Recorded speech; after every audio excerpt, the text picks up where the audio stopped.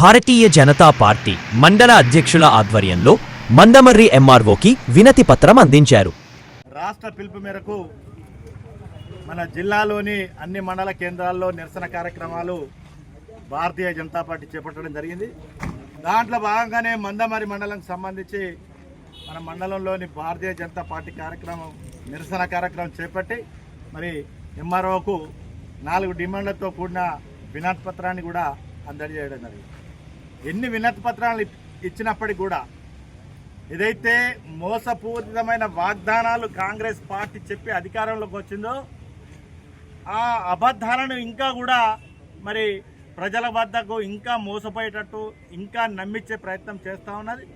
గత 2 సంవత్సరాలుగా ఏదైతే కాంగ్రెస్ ప్రభుత్వం గత 2 సంవత్సరాలుగా ఏదైతే 420 హామీలను ఇచ్చి ప్రజలను మభ్యపెడుతూ కేవలం 2 పథకాలను అమలు చేస్తూ ఉన్నారు. ఒకటి ఫ్రీ బస్ మహిళలకు, ఒకటేమో సన్నబియ్యం రైసును తప్ప మిగతా 420లో 418 హామీలు ఒక్కటి కూడా పూర్తిగా అమలు కాలేదని చెప్పి భారతీయ జనతా పార్టీ డిమాండ్ చేస్తూ ఉన్నారు.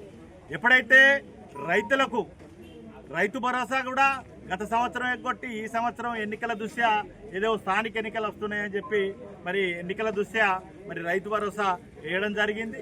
గత సంవత్సరం ఎగ్గొట్టాడు.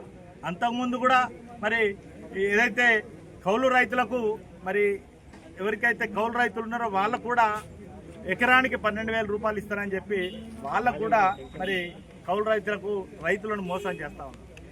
ఈ విధంగా ఏదైతే కాంగ్రెస్ ప్రభుత్వం మరొక తెర కూడా దించింది. 42% బీసీలకు మరి అమలు చేస్తానని చెప్పి అందులో మరి ముస్లింలను కూడా కలిపి బీసీలకు అమలు చేయాలనే ప్రయత్నం చేస్తాం. కేవలం ముస్లింలకు తప్పకుండా 42% ఉండాలని భారతీయ జనతా పార్టీ మొదటి నుండి కూడా చెప్తా వస్తుంది. దాన్ని భారతీయ జనతా పార్టీ విధానాన్ని కాదని కేవలం మరి 42% పార్లమెంట్లో బిల్లు పెట్టాలని చెప్పి ఏదో ఢిల్లీకి పోయి మరి డ్రామాలాడి ఏదో ధర్నా కార్యక్రమాలు చేపట్టాను. అది ఎప్పటికీ కూడా సాధ్యం కాదు.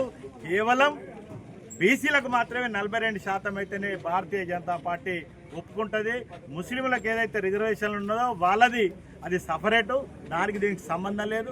దాన్ని దృష్టిలో పెట్టుకొని కాంగ్రెస్ ప్రభుత్వం ముందుకెళ్లాలని చెప్పి ప్రభుత్వం భారతీయ జనతా పార్టీ తరఫున డిమాండ్ చేస్తాం. ఏదైతే స్థానిక ఎన్నికల్లో ఏదైతే ఈ అకాల వర్షంలో నష్టపోయిన రైతులకు కూడా మరి వాళ్ళకు 20,000 రూపాయల చొప్పున నష్టపరిహారం చెల్లించాలి. సర్వేని కూడా వెంటనే మరి ఎంఆర్ఓ గారు ఎంపీడీఓ గారు చొరవ తీసుకోవాలి. వెంటనే ఈ మండలంలో జరిగిన రైతులకు వెంటనే మరి నష్టపరిహారం చెల్లించాలని మరి ఎంఆర్ఓ గారికి అదేవిధంగా కాంగ్రెస్ పార్టీని కూడా డిమాండ్ చేస్తాం. భారత్ మాతాకి భారత్. అప్పుడు వర్షాలు లేని టైంలో అకాల వర్షాలు పడి అప్పుడు పంట నష్టం జరిగింది. రైతు కోత సమయంలో అప్పుడు పంట నష్టం జరిగింది.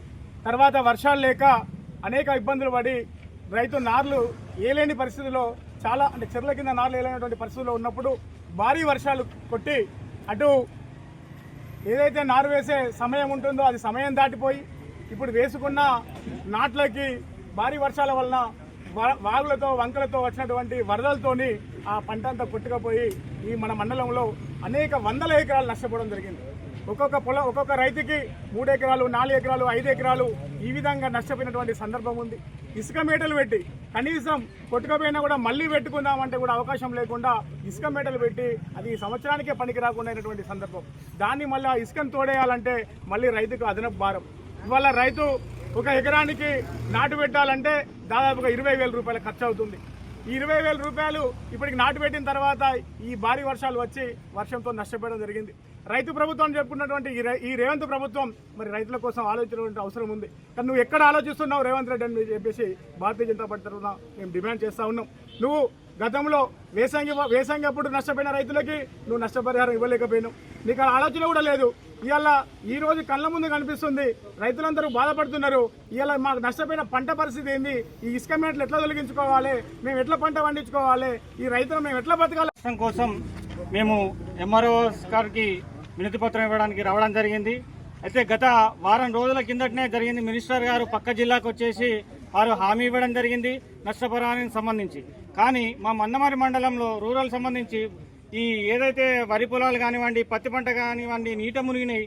ఇప్పుడు చాలా మంది రైతులు దాదాపు 50 నుంచి 100 ఎకరాల వరకు కూడా నష్టపోయినారు. అగ్రికల్చర్ వాళ్ళని అడిగితే మాకు ఎటువంటి రిపోర్ట్ కానీ సర్వే కానీ ఏది కూడా మాకు చేయమని రాలేదు పైనుంచి అని చెప్పడం జరిగింది.